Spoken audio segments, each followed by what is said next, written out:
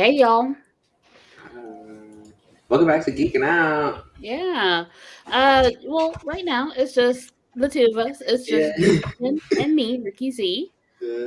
Welcome to another Monday night with Geeking Out. Where we talk about geeky shit. Or Yeah. stuff. I'm sorry, it's only after 8. Oh. Um but yeah, so Julian, introduce yourself. Yes, I am also the other host here tonight. Sorry, I'm Julian. I'm Julian Ramirez, Bad Juju. You can find me on Twitch, you can see here. Also on Instagram. Artist, Brujo, nerd, fantasy buff, like all those things. So it's a good time. It's a good time. Welcome back, everybody. Sorry, my light is really bright today. But we are missing a couple. We usually have Taman and then Jermaine. It's actually Taman's birthday today, so Happy birthday, Taman. wish him a happy birthday. He is, we think, 25. Nobody really knows. That's what we're gonna go with, and we're gonna hope for the best. We'll say he's a fresh 20-something. Yeah, he's a fresh 20-something. Yes, I like it. That's a good idea. So, we're wishing him a happy birthday, and then Jermaine will be joining us at some point tonight. Yeah, that is what we're hoping for. But yes, but yeah, welcome back and to this special episode where we will be talking about BlackDC heroes. Yes. Yeah. So it's Black History Month, so we thought that in celebration of the time and the period, we would kind of delve into our POS, our Black right Black geeky fandom part, parts of our geeky fandom. So so we're gonna start with we're doing DC heroes now, so it's a fun time because they've had like a pretty up and down. They've had a pretty up and down ride with their characters. So depending on which medium you're watching them in, so some mediums do better than others. So I didn't get the chance to introduce myself. I'm Ricky Z. I am mom, educator, business owner, whatever. I like Buffy and Vampire Diaries and all those other fun things, and fangirl extreme. So that's me. So we're gonna get started with something we haven't done in like quite a while. We're gonna do what are you geeking out about? Like it's been quite a few episodes where we actually just sat and talked about what we're geeking out about. Like it's been either us doing a quiz in preparation for whatever the main topic is or something else completely. And so let's go back to the basics. What are we geeking out about? Yeah. Okay. So, what are we geeking out about? I'm gonna actually go with a quick one. Lately, I have been watching. It's really fascinating, but the whole Inventing Anna, and so it's another one of those scammer. Well, I guess after the success of whatever that other scammer, Tinder Swindler is. Yeah. So Tinder Swindler came out a month or two ago, and it was like this big thing, and I guess it's just about scammers. So like the rise of watching them is on. So there's one about Anna Delphi, and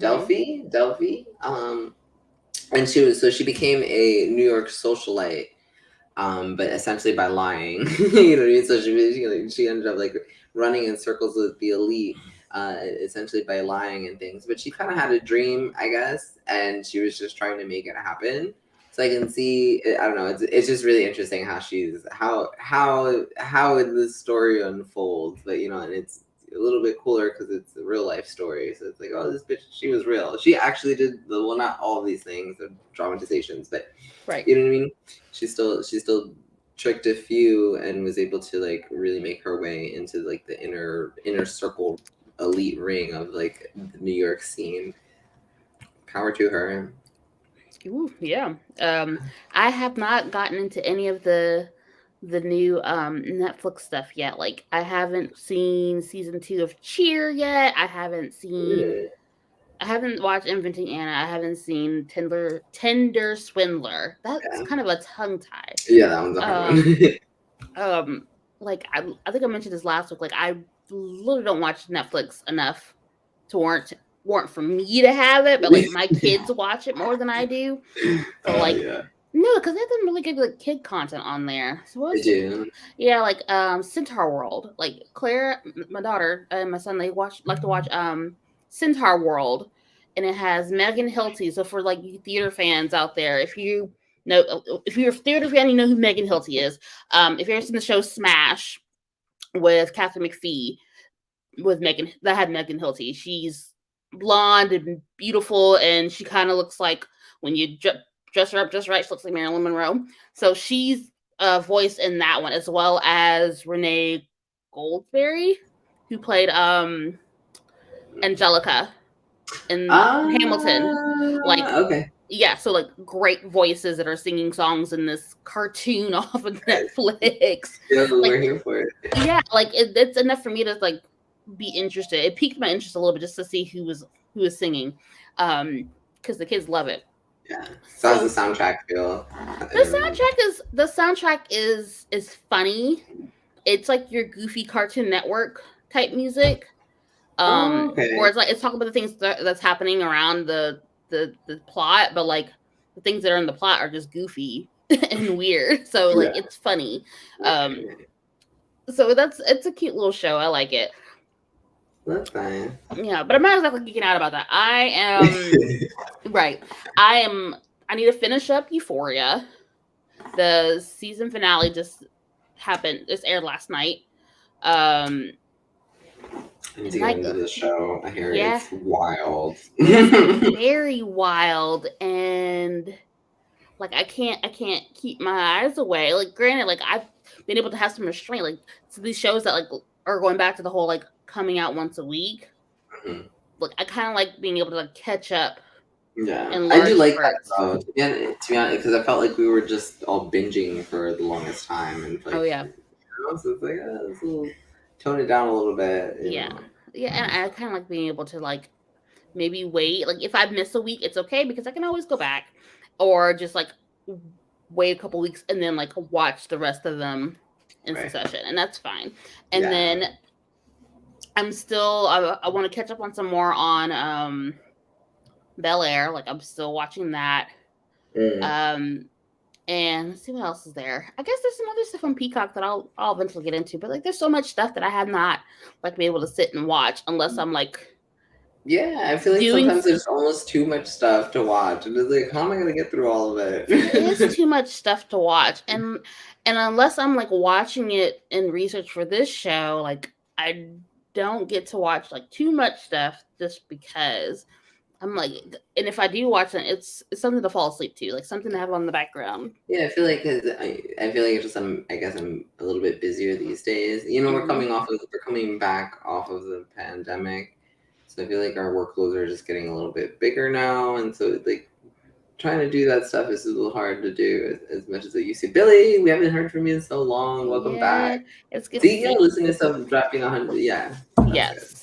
That's when I'll definitely listen to like my favorite podcast, or I need to make some playlists off of Spotify because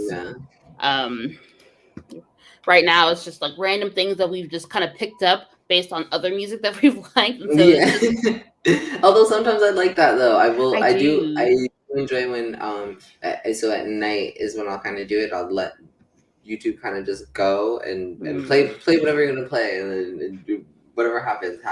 So like in the middle of the night or whatever, if I wake up and like I'll hear a song that's like, oh, this is actually really good, and I was like, I've never heard of this song before, but it comes on because it's a related playlist and because everything is just kind of going as it goes. So you just get random things. That's always really fun because it's getting a nice little discovery. Yeah. So like with Spotify, like it'll have like its daily picks or something like that, but like it has multiple like playlists of like daily jams based off of like certain genres that I'm constantly listening to. So it's like either it's something that's similar to Chloe and Halle / Beyonce / Doja Cat, or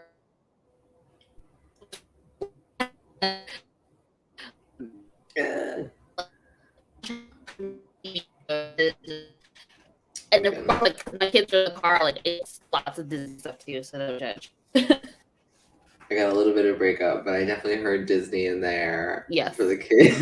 Yes. And I was like, okay, we're doing good. We're doing good. Yeah. But Disney's got some good jams these days. Well, do they still do like Radio Disney, like Kid Disney, where they do like the modern bops in the Kid Disney versions?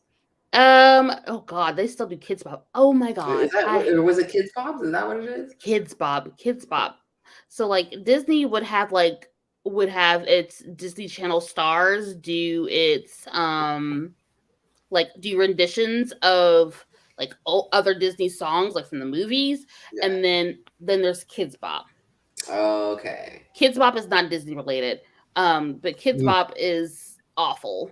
I hate and that's someone that like constantly has to hear it all the time, because if you want to have some music in the background at school, you can only have the Kids Bop is the only one that's like you can trust to not be like inappropriate. Oh yeah. No matter what's on, what comes on off of there, it's gonna be okay. It blows my mind like what they'll take from the radio and then like how they'll spin it. Yeah, and you're like, oh, this is not WAP at all. Yet I'm singing WAP somehow, right? or like anything from Lil Nas X. They'll take Lil Nas X songs that are clearly like supposed to be about something else, and they got some 9-year-olds singing the lyrics. I'm like, it's about Lunchables, and it's like, bitch, it's not the move. No. Hey, Jermaine. Change the song. It's all about dance parties and candy. It's fine. Yeah. I'm here for the dance parties. I love a good dance party, but I can't. Did you hear the Kids Bop version of Rihanna's S&M? And it was switched up to be about s'mores and marshmallows. No. Shut up. No. Oh no. Okay, so like they should just call it M&M.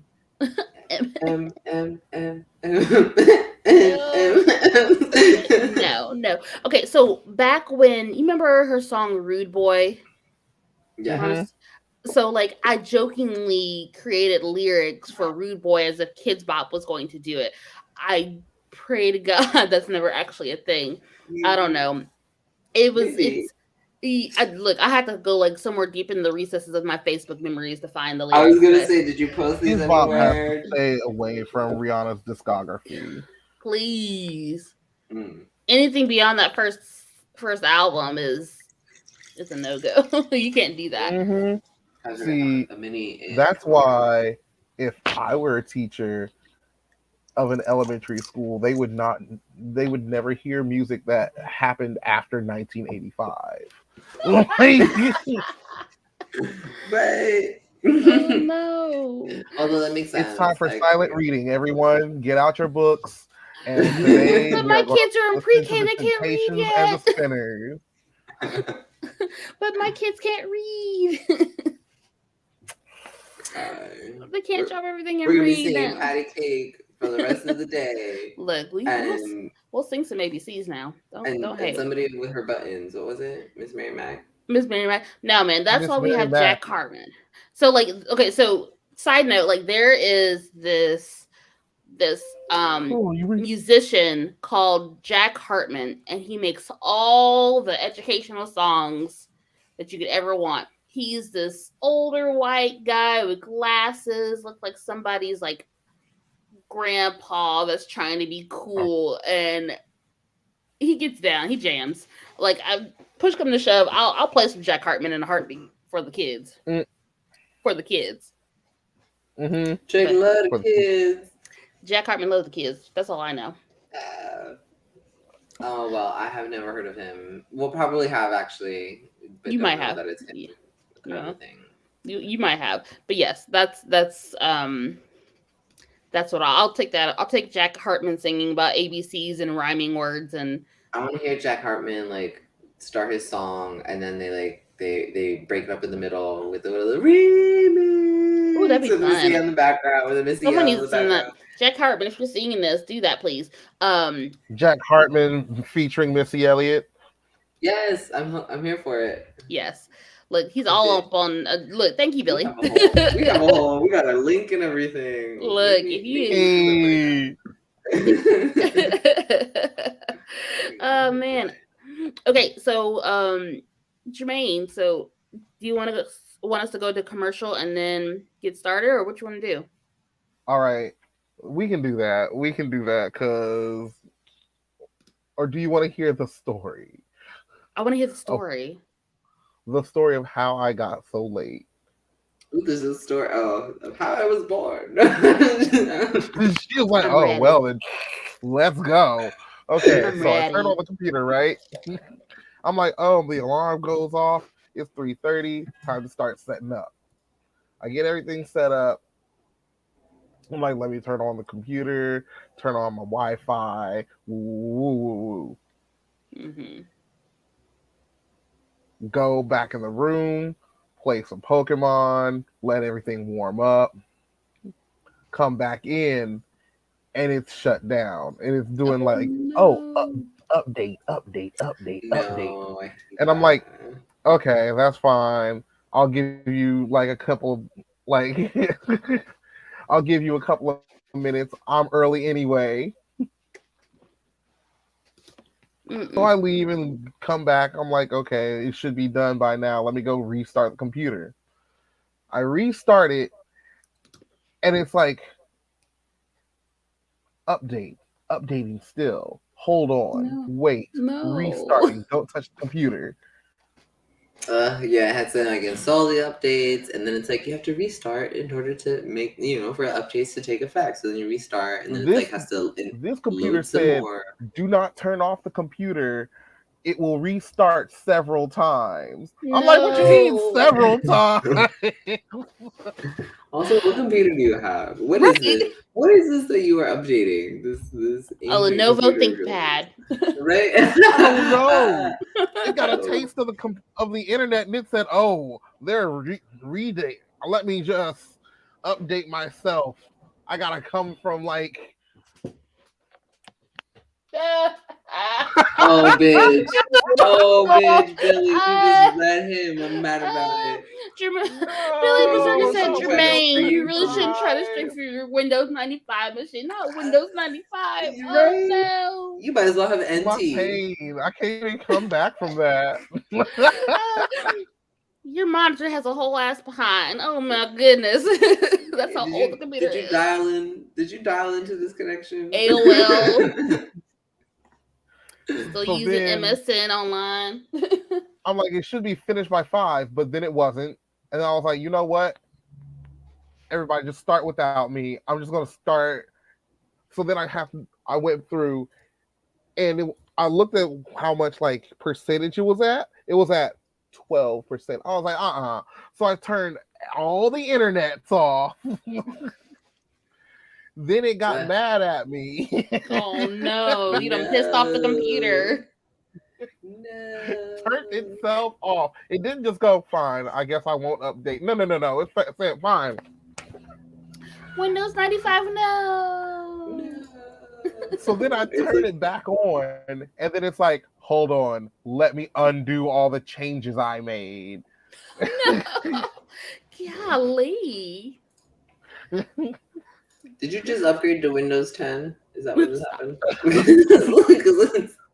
I can't remember what this thing runs on anymore. I'm pretty sure it was Hope in a Dream. It only runs on Hope in a Dream. Right. Golly. So finally I get it turned back on, then I turn all the internets back on. All the internet. And then it doesn't want to turn on Chrome for whatever the reason. Finally got it on, and now here I am. Yeah, I think Chrome is just updating across the board. Ricky, you were just saying yours was updating. It was syncing. That's what it was. Oh yeah, it was syncing. So like when it does that, it'll tell me it's paused. And I could have sworn I got it updated like not too long ago, but I didn't do the whole like ritual of like restarting the internet and restarting my computer, like all the other stuff, which is what will then happen is that I might be frozen at some point, which shame on me, but I had plenty of time to do it. Like I said earlier, like I had so much caffeine, like my brain is focused on everything else except for what I need to be focusing on. Computers are anti-black today, and I don't appreciate it. On the last day of Black History Month too, man. Acting up. Acting up. Acting it up. Mm-mm. I saw this thing before, and it said that you know, when you give up caffeine, I'm not your doing body just automatically 60%. I don't know what you're talking about. You 60%. You become 60% more likely to want to like kill yourself. I was like, what? Oh, that sounds terrible. That was feels like so the complete opposite direction that I'm trying to go towards. I feel like it does just kind of give you a little bit of depression when you have to let it go, because it's like you get the jitters. You're like always sleepy. I don't have time for that. I don't have time for caffeine withdrawals, y'all. I don't have time for that. That's what I'm saying. We're making it work.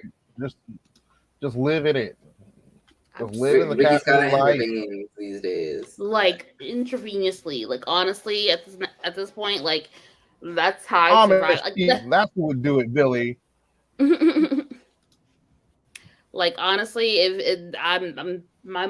I'm usually running on like caffeine and like. Who took this study? Who are the participants in this study? Who put themselves through that? Like I'm running on caffeine most days. Like who did this really? I call false news. All right, are you ready for commercial? Yes. So let's hit commercial, and we'll come back and dive all the way into DC's Black History. DC Comics Black History, not Washington, D.C. That's a whole different bag of cats. What contributes to mental health, or what causes mental health? Spouses. People who lie on you because they accuse you of trying to take their man.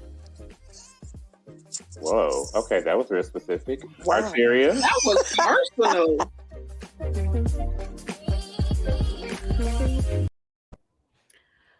Jermaine, come back. And that was good. We are back. So, you know, it was actually funny though. I wasn't expecting that one. DC Black DC history, and he was like, oh, that's too much. That's too much.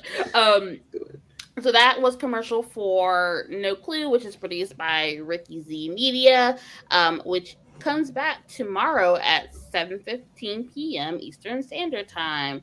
That is the podcast that I produce with some really cool folks that I met last year. So this is like season 4 premiere. So yeah, it's gonna be good. What all do y'all talk about in No Clue? Let's see. So it's usually different topics that affect the community, things that people don't really want to talk about or don't feel comfortable enough to talk about, things you might not have any clue or you have no clue about. Oh, you got your drink. Good for you. Unprompted this time. Right. This was screwdriver today. Ooh, that's what I need. But so tomorrow's episode will be about non-traditional relationships versus traditional / like committed relationships. So like polyamory. Oh, you talking about talk it out? No clue. No clue. No clue. Yeah. Yeah. So they'll be talking about like polyamory and open relationships versus committed relationships and low down on that. Cool. Yeah. So that's tomorrow. So you can find No Clue tomorrow on Facebook, Twitch, Twitter account, YouTube. So if you haven't seen it yet, look it up. It's great. There's some great folks. Exciting. Yeah. All right. Exciting. Okay. So since I'm late to the game, I'm just going to go right into it. First of all, the drinking game, the word of the day, Superman. What? You think we wouldn't say it a lot? But no, he going to come up. Oh, man.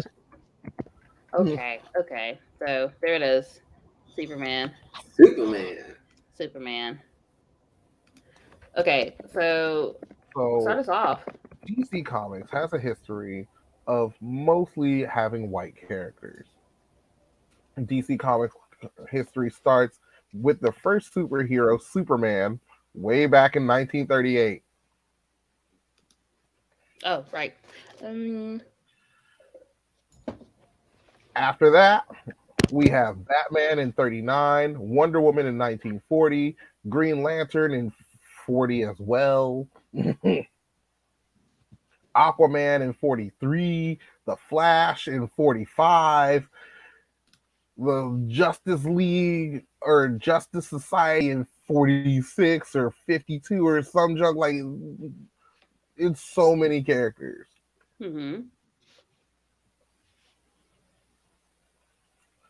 We love it.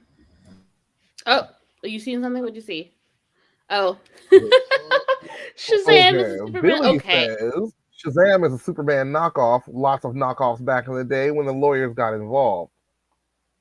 I thought Shazam was part of DC, right? No, yeah. Yes and no. Is it DC that has all the knockoffs? Was sort of like Superman in how they were both super strong and had flight, but the Big Red Cheese was completely different from Superman. Right.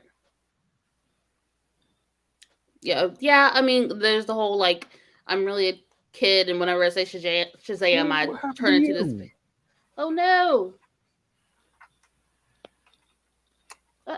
What happened to who? Moves over my hammy. Oh no! What happened? You want to turn back on? My speaker turned off. Oh no! Yeah, so, but DC had a lot of like a lot of characters that were just kind of knockoffs. Now, do they? Felt like not DC at this time. Not in the golden age. Not in the 40s and 50s. Oh, okay. The knockoffs didn't start until Marvel Comics jumped in the 60s. Marvel Comics already had characters in the 30s and 40s with the Human Torch and Submariner and Captain America in 1941 or 42. But they didn't have like one-to-ones like Hawkeye and Green Arrow until the 60s. Wow. So that will take us all the way into the 60s because, as you know, like DC Comics is established in the 40s. Back then, you couldn't have characters that weren't white because they wouldn't sell. Or, you know, the big wigs didn't believe they would sell, so they wouldn't produce such things. Which takes us all the way into the 60s. Marvel Comics is now there, giving DC a really good run for their money. And their writing style is completely different and all that stuff. And eventually they start having to one-up each other in who's going to be more progressive, who's going to push the envelope more, who's going to grab the attention of the youth. Because DC didn't have youth culture as by the neck as Marvel did. Marvel had Spider-Man, they had Fantastic Four, the Avengers was all right. Actually, the X-Men weren't popping then. Right. Yeah, this is true. Like they were a team, but they didn't care about them as much as Doom Patrol. But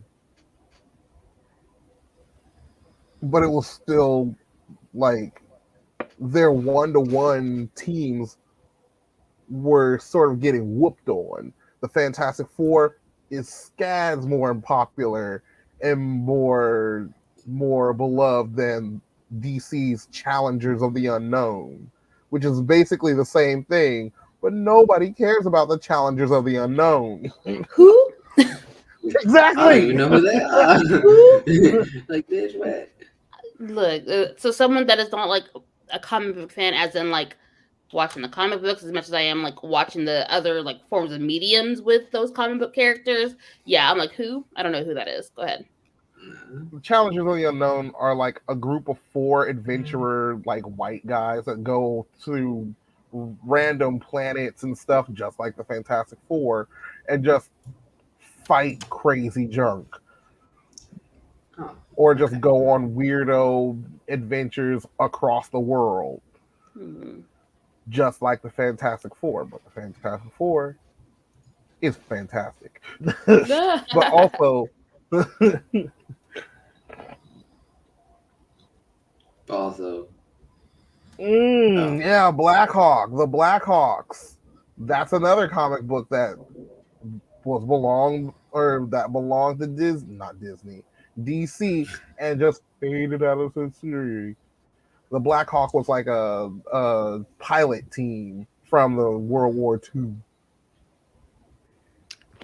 Black Hawk Down. They played in, well, I guess that was the times, but like that was the time. they played into a like lot the of World comics War at that time came out of World War II, and their stories came from World War II. Magneto's story comes from him being a survivor of World War II, and that's one of the things that people cannot let go of. And I'm like, it won't work for him no more. He's too old, or he would be too old. Yeah. Captain America's like first issue, literally him punching. Was he literally punching Hitler, or was it just a random Nazi? It was Hitler. It was Hitler. Yeah. Mm-hmm. So very direct. Very direct. So anyway, now we're in the late 60s. Things have gotten in full swing. Everyone's like, okay, what are we doing now? How are we gonna like push the envelope? Because Stan Lee is over there like push it.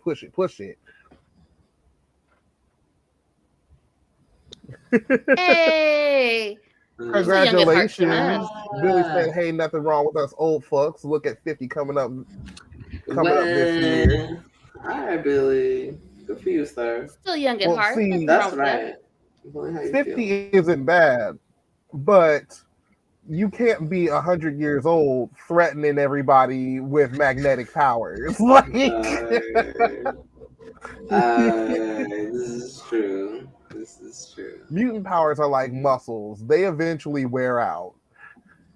That's the age where you probably have a pacemaker. You probably should be careful with all those magnets. Right.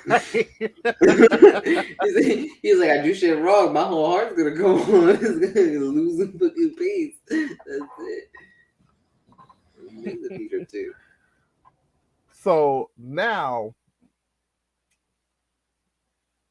Marvel Comics has got the jump on DC on having the first black character. That's Falcon.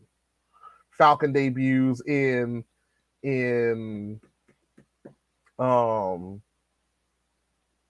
Captain America, and then directly after him, Fantastic Four debuts Black Panther in '67. So DC, not to be undone, but sort of hella late, they finally get Jon Stewart, the Black Green Lantern, in 1971. But we do love him. Mm-hmm. Yes, we do love him. Is he the most popular one? For a lot of people, he is the most popular the most popular Green Lantern, in part because of the Justice League cartoon from the 2000s. Mm-hmm. In fact, mostly because of that cartoon.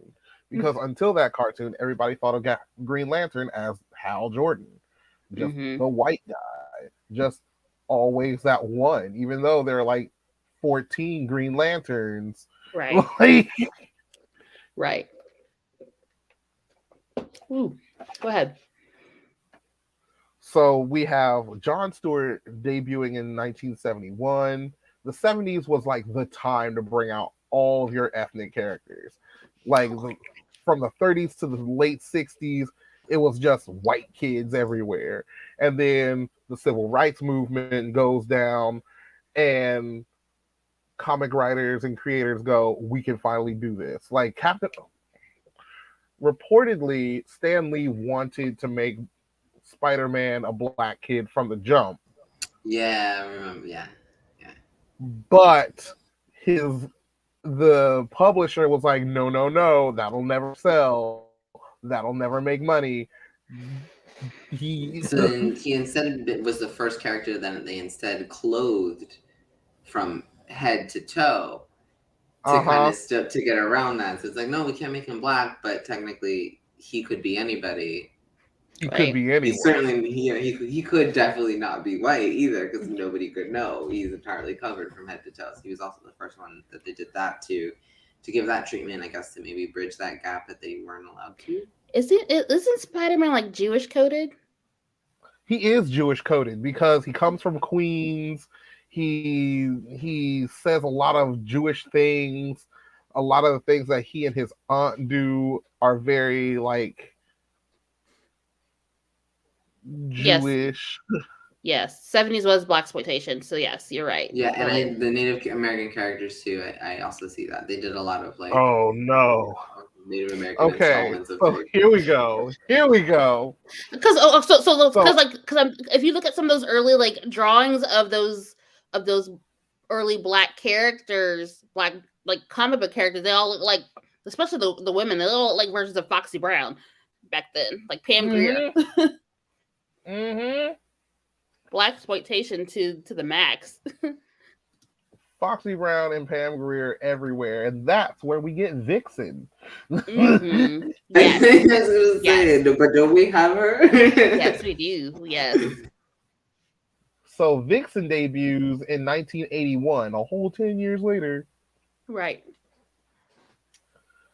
And for those of you that don't know, Vixen she's a model, a supermodel, a fashion model, however you want to say it.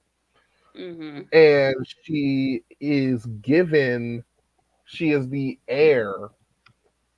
She's given this magical totem necklace from her grandmother. And her grandmother tells her, oh, by the way, I'm part of this African tribe. You're part of this African tribe. You are the inheritor of this magical amulet that will give you the powers of the animal kingdom. So okay, she puts it. Stop it. He said animorphs. Stop.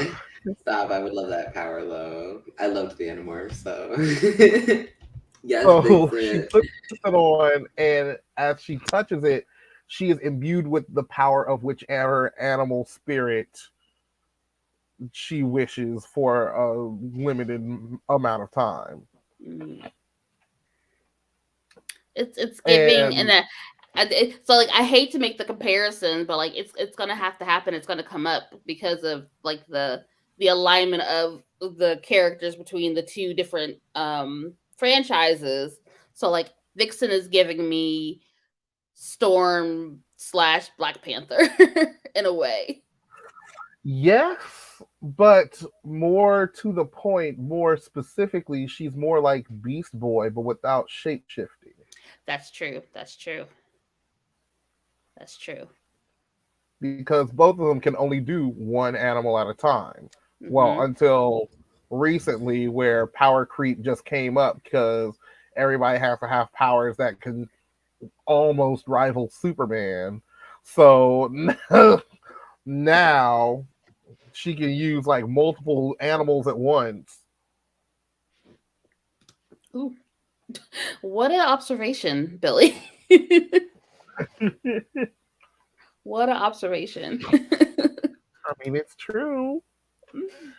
There's a lot of bestial people in the DC comics. They got the Vixen and the Beast Boy and the Animal Man and the wannabes. That's a bit of a kink. That's a bit of a kink. Catwoman and Catman and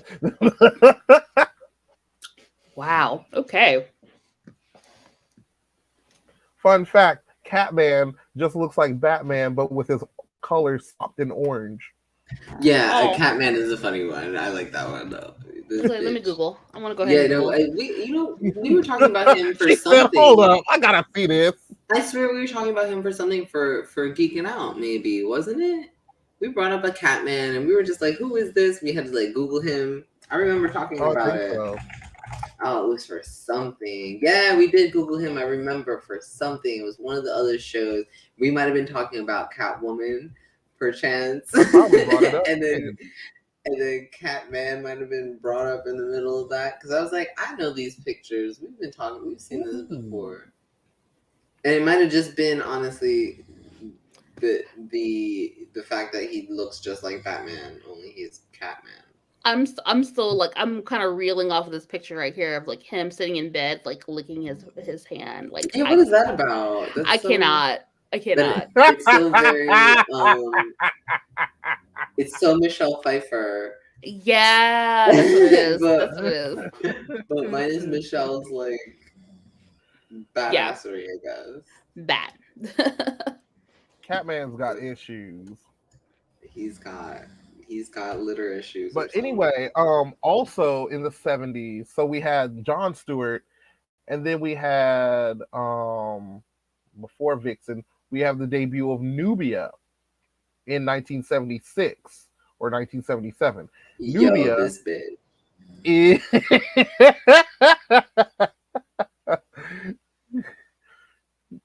Julian Beautiful. loves her for that one picture. Honestly, one picture, and I was like, this is enough. I don't know who she is, but she's so beautiful. This picture alone is enough to get me hooked. She looked like Angela Bassett mixed with like Wonder Woman, mixed with like Grecian goddess, mixed with perfection. Like styling wise, Grecian goddess. She looks great though. She looks amazing. She is a great character and very underused. Until like recently, they gave her like the Nubia and the Amazon story. So Nubia is Wonder Woman's twin sister. She is Wonder Woman's twin sister when Hippolyta made like Diana's statue. The statue that got like blessed by the gods and brought to life. Well, she made two statues, but Nubia's made out of black clay instead of like marble clay or whatever you want to say. I see. And eventually that was retconned. So oh man. So they're still sisters, but half sisters. So Ares had a child with Hippolyta, but also a child with some other Amazon at another, like in another Amazon tribe. This isn't at all very Roman, Greek, whatever god this is supposed to be. I think it's very right on point.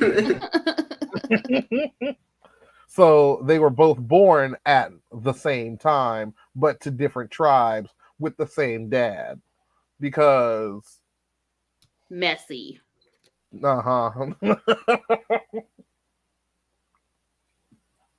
So who's he paying welfare to is the question.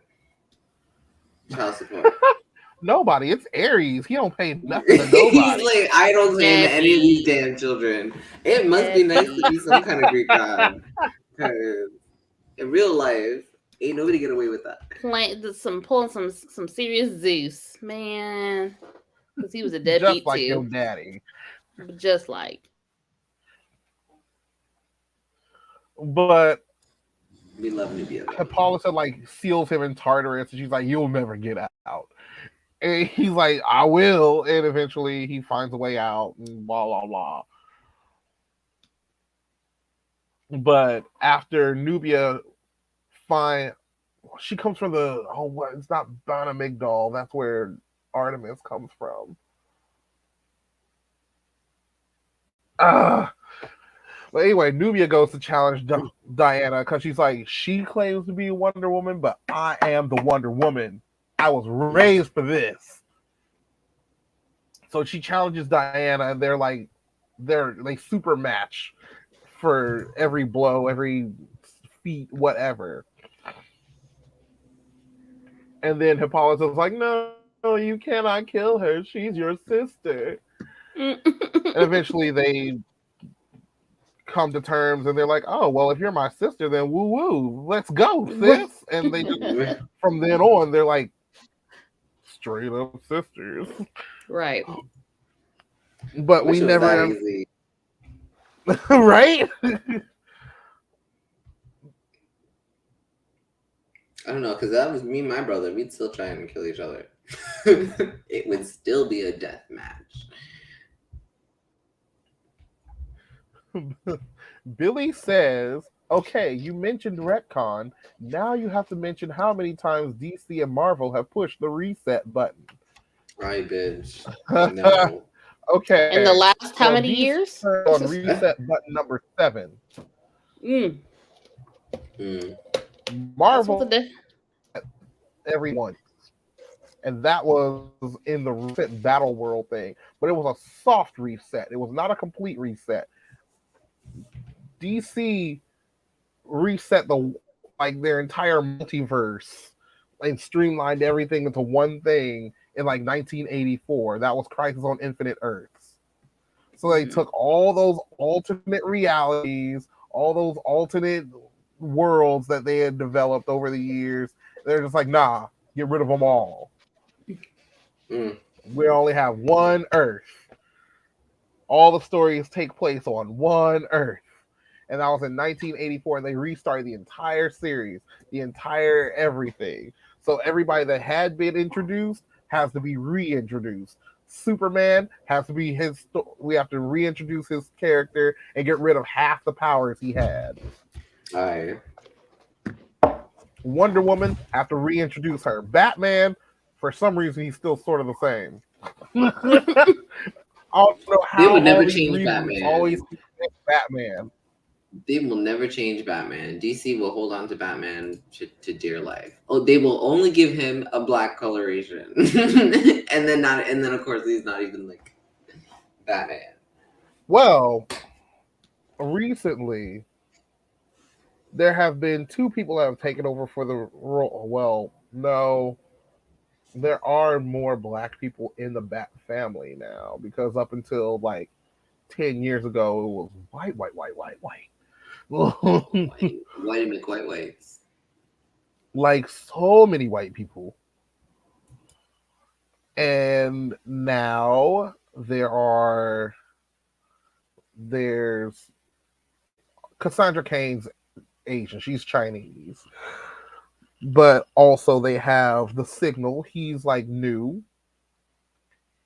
He came out of, I think, We Are Robins. But basically, he's Batman's daytime Robin. He wears this really interesting black, like yellow and black costume with this big white bat on his face, on his chest. That's, I think, made of day glow. I'm mad that Batman Dayglow, first of all, but I'm mad that Batman like relegated him to like, you can be like my daytime Batman. You can be there at the lunch hour when no one else is doing anything. Yeah, like he's still the night crime fighting the heavy stuff for Batman. Not brunch time, Robin. Right? He counts himself as one of the Robins, but also he works during the day when everybody else is sleeping because everybody else works at night. But he does have his own motorcycle, and that's neat. All right, so tell us some more more Black DC characters that have shown up throughout the decades. All right, so we were on Nubia in 76, and in 77 we get Black Lightning and Black Vulcan. Both of them debut at almost the same time, but Black Lightning came out first in the comics, but the creator didn't want him to be in a cartoon, so the Hanna-Barbera Super Friends cartoon made Black Vulcan instead to be part of their ethnic group of 4, because up until then the Super Friends were all white. So I wonder if the Super Friends were on HBO Max. Probably. I think maybe. They do have some old cartoons, and Hanna-Barbera is like Cartoon Network, Warner Brothers territory. So if it's anywhere, it's on there. And right when they got up to Challenge of the Super Friends, which is like Super Friends season 13 or something like that, they added in Black Vulcan, who's the black guy, Samurai, the resident Asian, Apache Chief, the Native American, and El Dorado, the Latina guy. I think he's Mexican, but I don't know. Probably Mexican, but probably how just on the nose can you Latino. be? How on the nose can you be? Man. and they don't. Their names almost have nothing to do with their powers. Like Green Lantern, you see what he does. His powers come from a lantern. Flash, he runs. Okay. But like Apache Chief, what's his power? He grows. That's it. He's big. He gets big. There you go.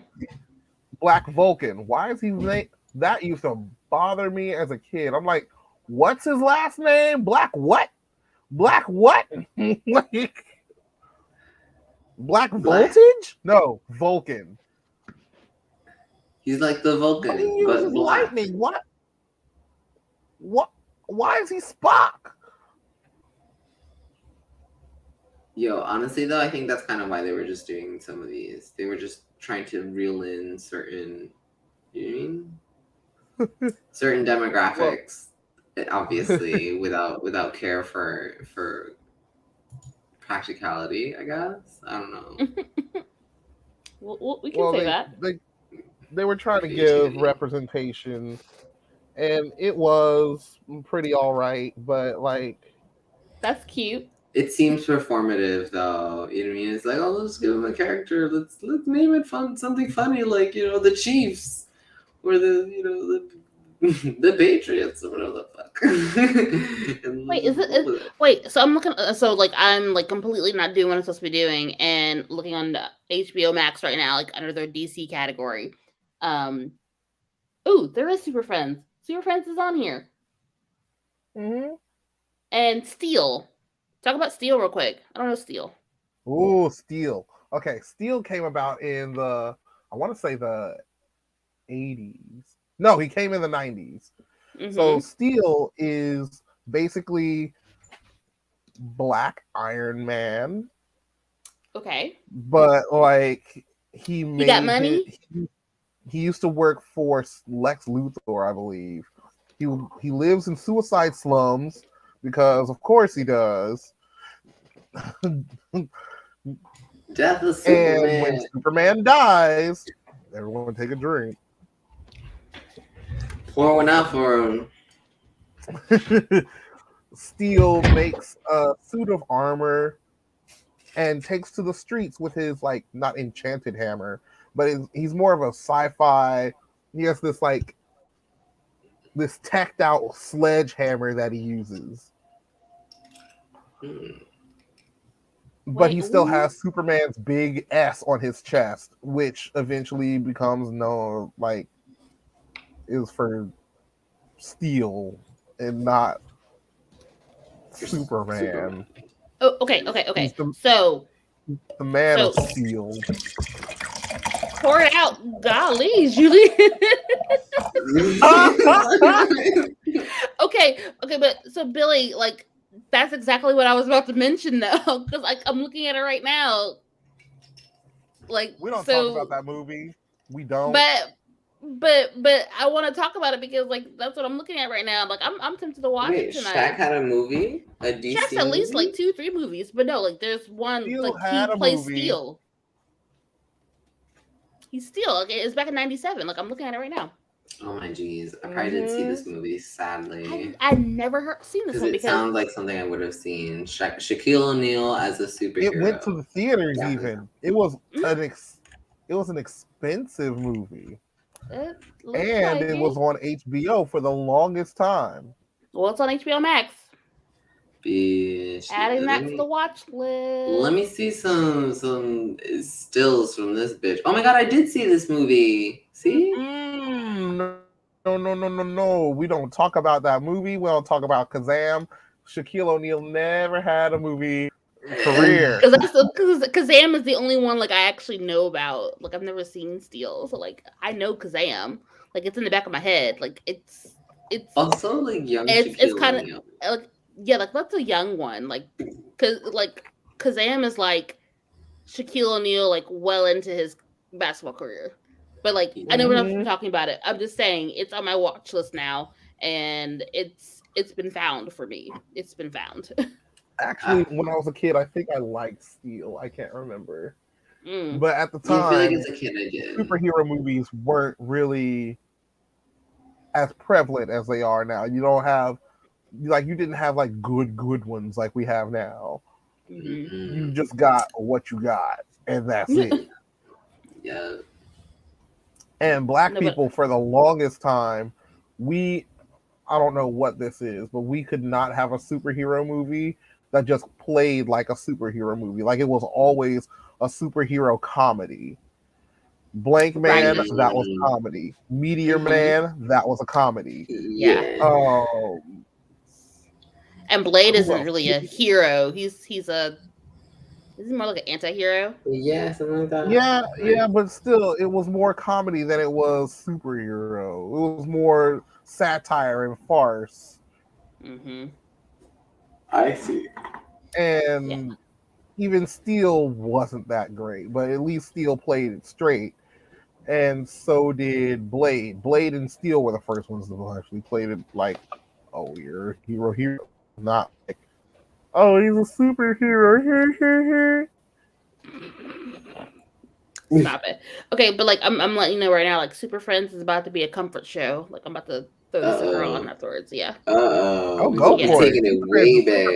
Like to chill out to and play in the background.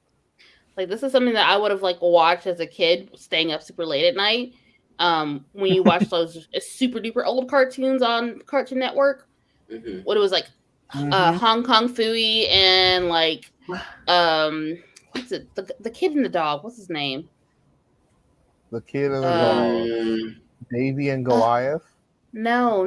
It's like the kid with the red hair and the dog that was like super smart, and they go back in time. And I know who you're talking about. Oh, yeah. Peabody and Sherman. Yes, Peabody and Sherman, like those old cartoons. Like this is what this is giving me right now. Yeah. Oh, we're here for it. Yeah. Oh, so Billy asked, what season did Cyborg become a super friend? Good question. Oh, I was like, what you mean? Yeah, Cyborg became a character in 1980 when the new Teen Titans became a thing. So the original Teen Titans from the 60s were just everybody's sidekick thrown onto a team. And eventually they sort of break up, they sort of grow up, and then Robin gets a whole new group of friends. That's Cyborg, Starfire, Raven, Changeling, who eventually changes his name to Beast Boy. But then they join the team along with him and Diana. And I think Kid Flash was there too. Yeah, the ones that we know and love right now. And Cyborg eventually gets folded into the cartoons in Hanna-Barbera's 81 to 83 series, where Catwoman is also voiced by Melanie Britt, who later becomes She-Ra. There's so much to watch. Who thought? There's so much to watch. Like, I'm just saying, like I know I'm bringing it back to HBO Max, but HBO Max has so much to watch. Did you have a lot? HBO Max has it all because DC is owned by HBO. Right. Oh, there we go. Now that makes sense. Also valid, Billy. Don't be bringing up She-Ra unless you're going to put on the wig. Yeah. You've missed the wig a few times, Billy. Few, yeah. Although, Jermaine, I don't know why it's not just like hanging on like a hat rack. Like I need on a mannequin head. You mean like on a mannequin head, like right there. Like this needs to be part of your decor. I need that. Right? It should be like a hat. I should, but the regular hat. Let's keep going. So we've got Animal Man. All these mostly are derivatives of existing heroes. Later on, we'll get like Val Zod. He's the Black Superman. We'll get Batwing, who is Luke Fox, who is Lucius Fox's son. Works for Batman. Yeah. Mm-hmm. Yeah. He's basically Batman, but in an Iron Man suit. Yes. It's the proto He's suit an that would international eventually one. evolve into the suit that Terry McGinnis uses as Batman Beyond. Mm-hmm. Ah. There's so many more that we haven't really got a chance to like really talk about. Like, yeah. Well, so like there's a lot. there's a lot. Like there's Bumblebee. There's Calderon. That's from like Young Justice. Static Shock's my favorite. Bumblebee Static. is from the late '80s run of the Teen Titans. She gets folded into the group then. Mm-hmm. Calderon is a character from the mid 2000s. He's from 2005. He's from Aquaman, and he was originally Black Manta's son. But the thing about Calderon,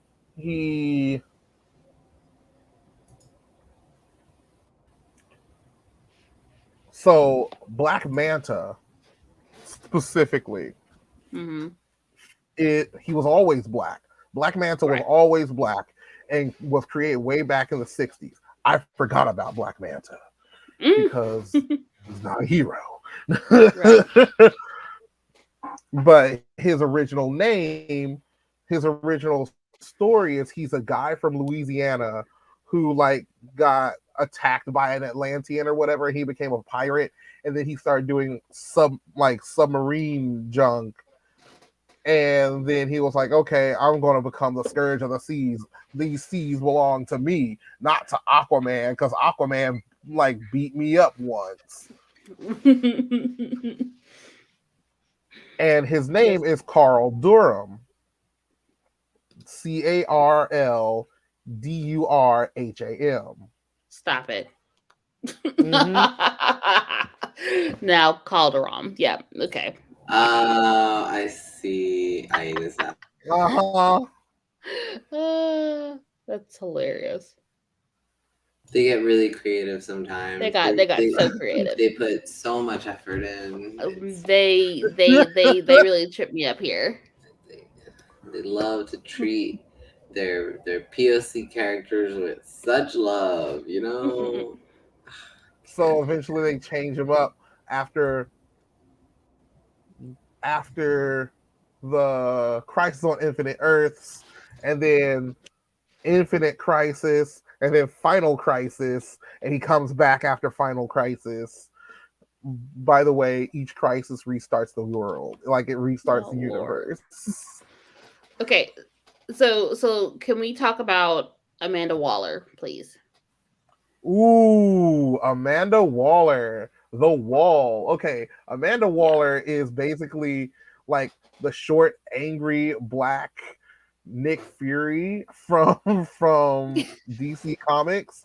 She originally was hired by Batman to watch over Checkmate, which was his side project where he was getting super skeptical of the superheroes, and he wanted a contingency plan in case all of the superhero or superpowered people went rogue. I can kind of see that, Billy. So Billy says Amanda would kick Nick Fury's butt. She would. I think I would agree. There's just something about Amanda Waller. She's angry all the time. If I gotta keep up with all these damn super folks and and have to keep them in check, and right, babysit them, like I'm gonna be pissed too. Shit. Eventually, that's Viola Davis. Yeah, sorry. And Viola Davis is all right, but my Amanda Waller will always be CCH Pounder. She gives the best. Okay. If you don't know, that's the voice of Amanda Waller from the Justice League Unlimited cartoon. Okay, so CCH Pounder, she has been in she's been in a lot of stuff, but recently she's in NCIS New Orleans. Yes. That's a black staple right there. Yes. That's a black staple. She's been in business for a while. Yeah, I can see that. She's been I so much. Yeah. Yeah, I like Viola Davis is Amanda Waller. I think but they don't give her a lot in the Suicide Squad. Like we literally only see her in Suicide Squad movies, like for the most part. And then I think She we saw a doesn't. mention of her Peacemaker. Viola Davis's Amanda Waller is far more, I want to say villainous, but like you don't really get the full feeling of her because it's just her versus her task force.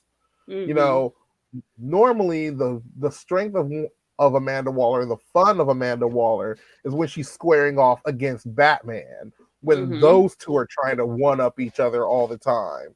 And like, oh, I know your secret. Well, I know your secret. I know the secrets that you have that you're keeping from your friends. Well, I know the secrets that you're keeping from the government. Well, I know the secrets that you're keeping secrets from your other secrets. Like they're always trying to one up each other. Okay, so we can't. So can I list some of the actresses that have played her? Because I was just about played to her say, or either voiced her. So we have CCH Pounder, we have Viola Davis, Pam Grier was in Smallville, Angela Bassett was in Green Lantern, Shirley Ralph was in Young Justice. Let me see, Cynthia Adai Robinson. I gotta. Okay. Say her name. I saw it before. I know Cynthia Adai Robinson. She was in Arrow. Yvette Nicole Brown was in the DC Superhero Girls franchise, and yeah, that's a lot of Vanessa Williams plays the DC Universe version. DC, what is this? DC Universe, what is this? For the video game? Animated original movies. DC Universe animated original movies. Vanessa Williams plays. As in like Vanessa Williams, like Vanessa Williams, yes. Well, I mean, there's two Vanessa Williams. Well, there's two Vanessa Williams. Huh? There's two Vanessa Williams, like the singer / former Miss singer actress design. Yeah. Miss America, yeah. Pocahontas.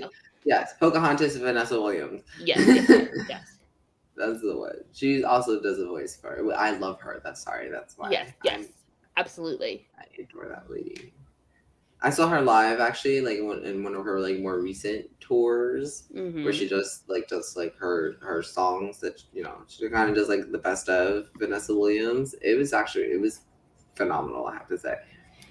I was like, lady, you getting up there, but you still killing it. I'm here for it. If you got Billy, he asked if when I get a chance to voice Amanda. I don't know. I feel like my voice is too like nasally and high for that. Like I don't think I can pull it off. I think you could. You just have to imagine that you're yelling at your kids all the time. Damn. Honestly, I think that your Amanda Waller would benefit really well by always playing like the smart card. You know what I mean? Okay. It'd be very Amanda Waller has to play. Well, this is true, but it's a less less subversive the way that we normally see her. I just think that Ricky's version of Amanda will just be very like checkmate. Like you just I think the controversial thing about Amanda Waller is in her conception, clear until 2011 when the New 52 came along, is that she was not like all the other women in comics. She was short, she was fat, she had short like that bullet flat top hair. Like nobody was going to be like, oh, she's so hot. No, she was angry and snippy and snidey and nobody liked her. All you want to do is see her get beat. Oh, well, she's that kind of character, I guess. And she's a dark-skinned black woman too. And then until during the New 52, suddenly they slimmed her up. She's all super sexy and just like every other girl, just like skin tight everything, short haircut that swooshes over her eye. I'm like, where did this come from? I can appreciate, because I think in some of the things, like if you Wikipedia her, she's not like super thin. She's still a thickum.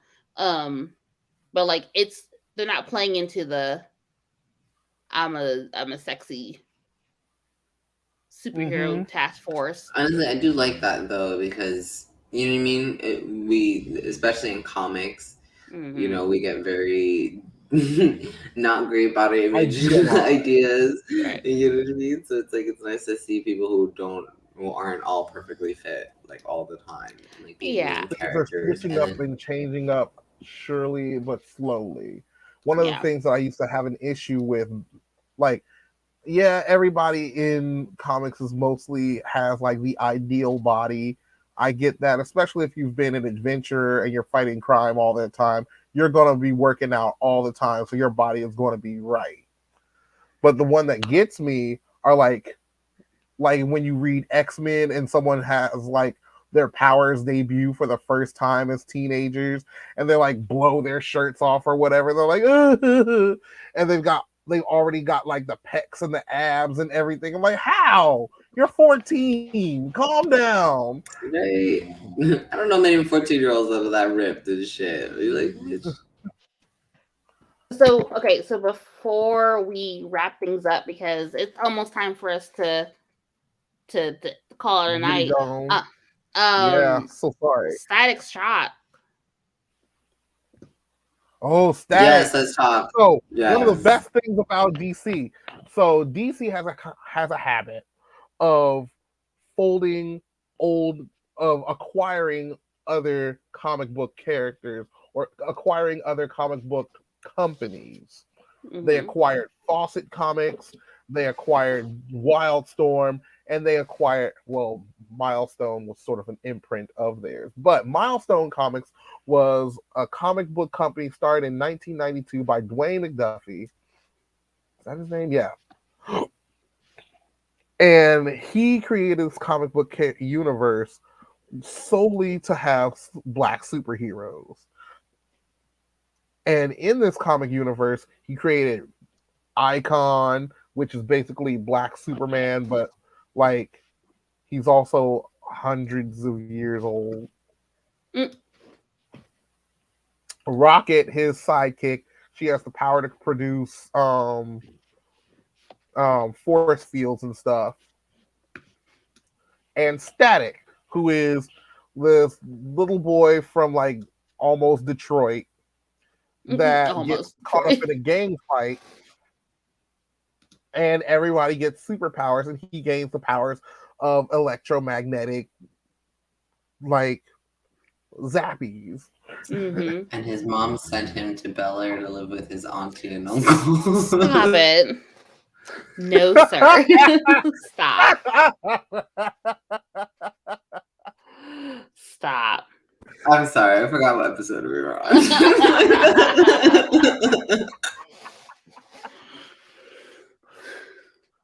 So in the 2000s, they fold Milestone sort of goes out of business, and DC folds them into their world almost proper, but not fully. Yeah. But they acquire them and they just hold on to them, and then they make the cartoon Static Shock. What year was this again? Huh? What year was that when those were like brought into DC? What year is that? 2000. Okay, that makes sense now. Yeah.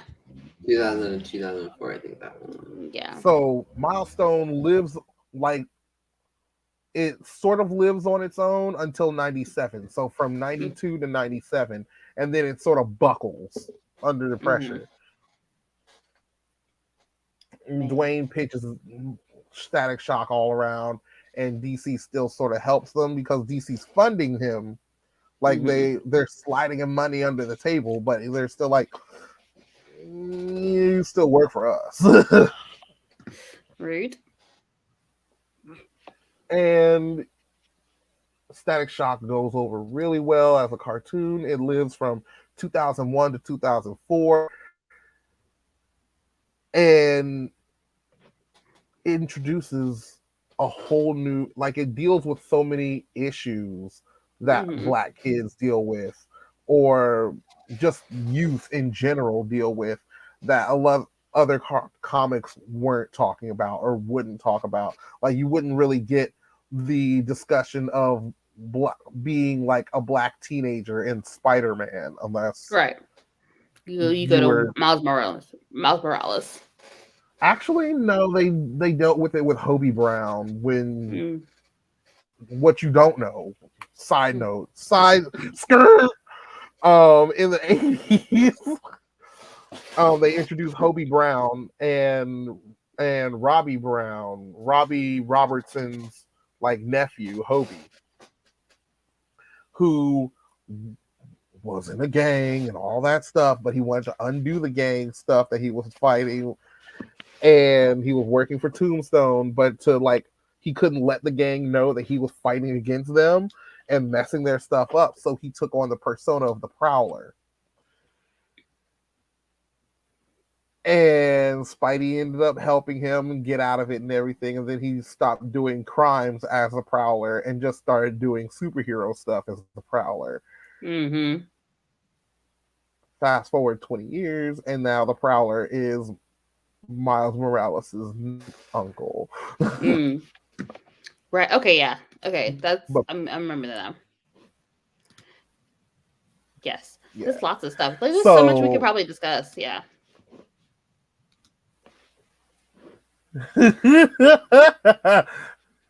Yeah. But Static Shock, I don't know what this is.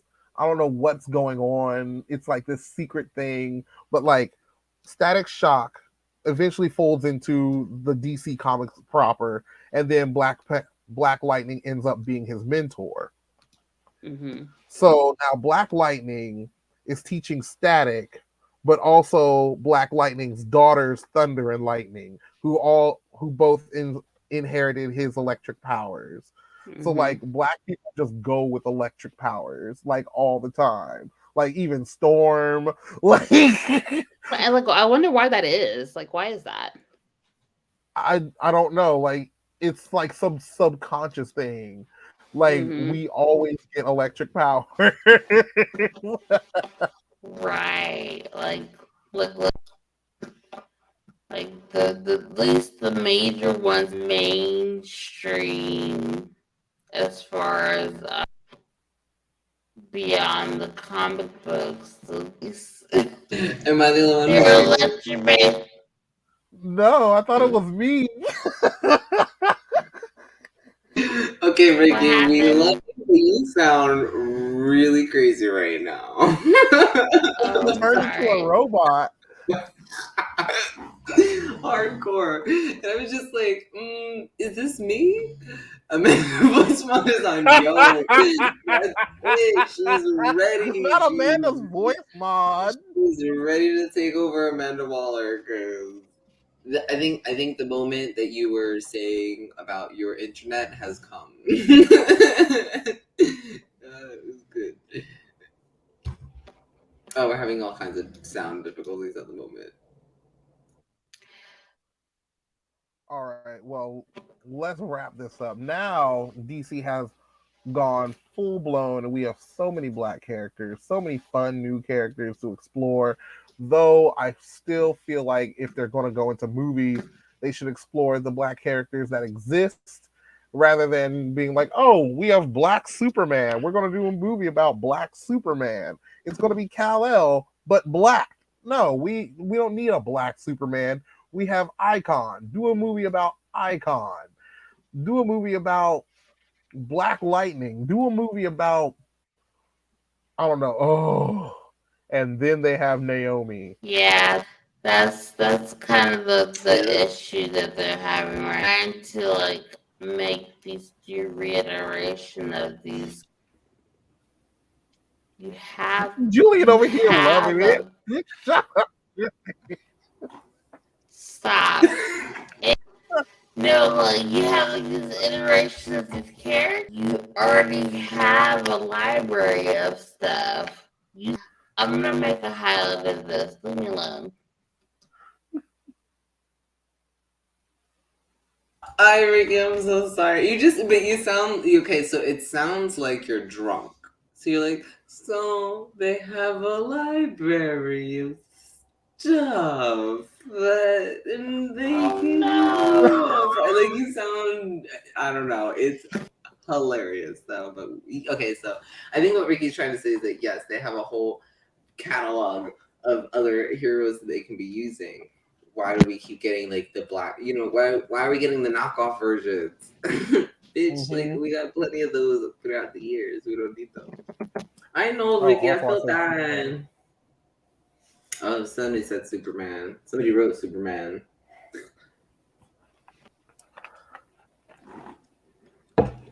No matter how much Superman drinking you've done. Oh, what?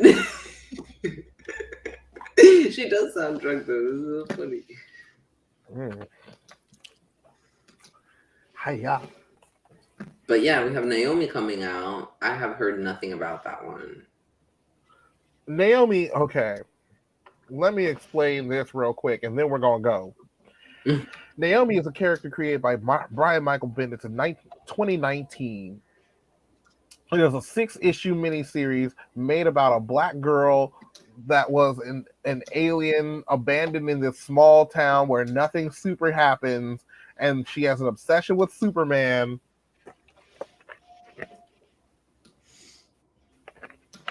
Oh. And then Superman comes and smashes through the town for 17 seconds. She's mad that she missed it, and then goes hunting through everything to find out what everybody knows. And they're like, nothing like that ever happens here. Only thing, there was one other super thing that happened in this town, and that was 15 years ago. And she's like, I'm 15 years old. What happened back then? And it starts all this thing. And well, eventually, that's when we found you. You crawled out of the and eventually it comes to find out, oh, I'm an alien. Who knew?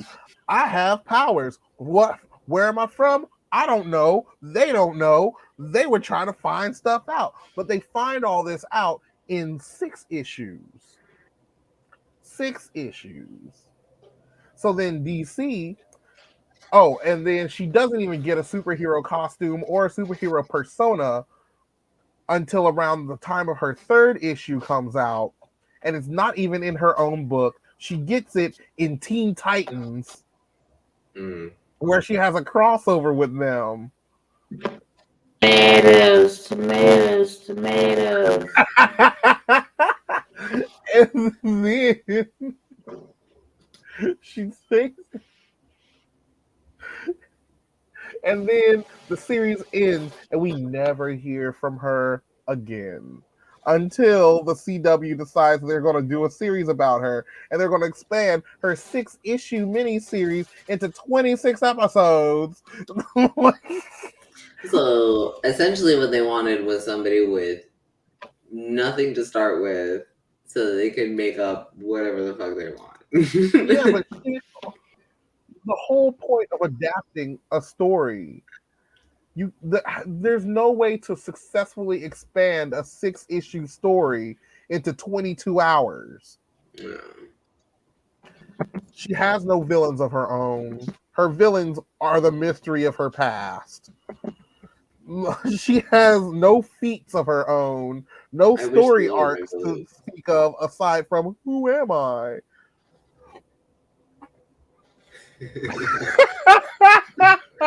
We swear she's not drunk. We know she's not. We know she's not. Oh man. Her whole series was just made so they could pitch it as a TV series. And that's it. Well, it does give them some now on the leeway TV show, they're like, oh, she has powers that are like Superman's, but in the comic books, she has powers that are more like Monica Rambeau and like light based. I see. Well, that's one thing. I feel like they're just kind of taking a character that isn't so well fleshed out, so that they can make it what they want. I mean, yeah, there are characters that do that. Spider-Woman was like that. She was created for TV and had a myriad of powers until they like settled on something. but that was as a 12-minute cartoon series or a 30-minute cartoon series in 1979, where you don't have like a continuous story going across everything. This is true. But well, DC we all know isn't very good at continuity anyway, so I don't expect there to be very much. Shazam is not based on Superman. I hate you.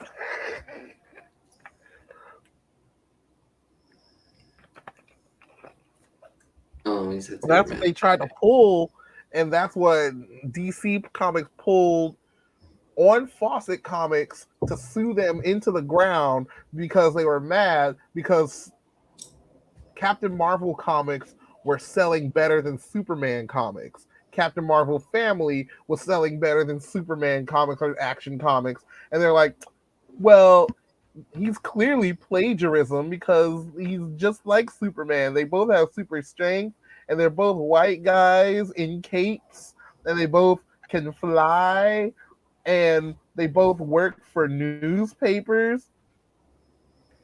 One of them is Clark Kent, mild-mannered reporter. The other one is Billy Batson, a 10-year-old boy who works as a paper boy in the morning. Those are not quite the same at all. Like, nah, son, nah. They're out here reaching. Meanwhile, like, as if they've never played the copycat game themselves. So it's like, look at the pot kettle. I mean, look at the kettle calling the pot the whatever the fuck it is. Well, it's different when DC black. does it because DC has the money to back themselves up. DC also, this is like in the 1940s. There weren't many characters to pilfer, even though they did straight up pilfer Aquaman and copy him from the Submariner.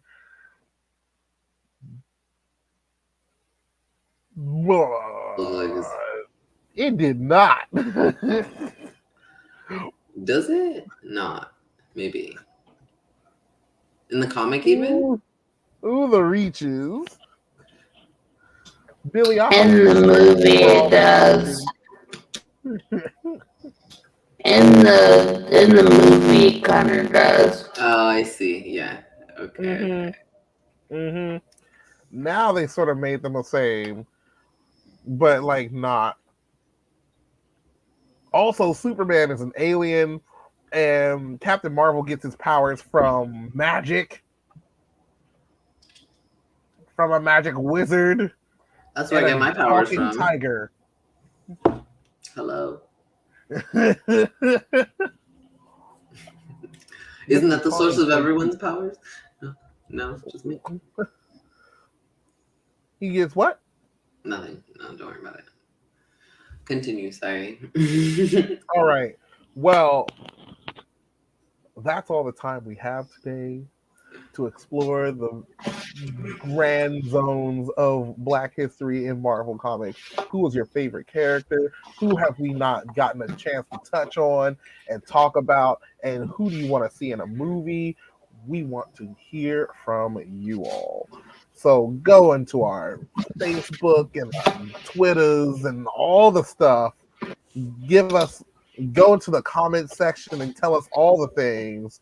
Like, share, subscribe, talk to your friends about it.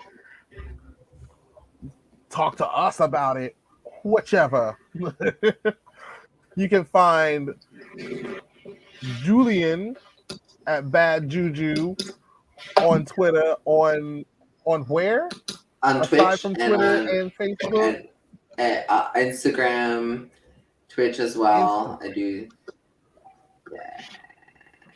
Yeah. Instagram, Facebook. Here you'll find it. You'll find me, and then Twitch for sure. I do some streaming over there. It's a good time. Come join us.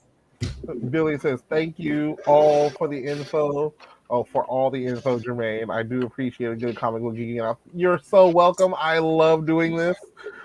He does. Comic books are my first fandom, so I will always be down for a good splash paging. Oh, okay, great. Thanks, Billy, for joining us. We miss you, Billy. We miss you. When you hear word, we appreciate it. Yeah, we do miss you. Come by Mo. You can find us on Twitch and all the things. and all the things as Woe Nelly Media _/ whatever. Find us on Geekin Out. We're always around. Yes. So enjoy your night. Thanks for having fun with us, and we'll see you next week at 5 or at 8, depending on where you are. It was a word. But for all the normal people, it's 8. It's 8. So, anyways, we will see you all next week. Bye, everyone. Good night.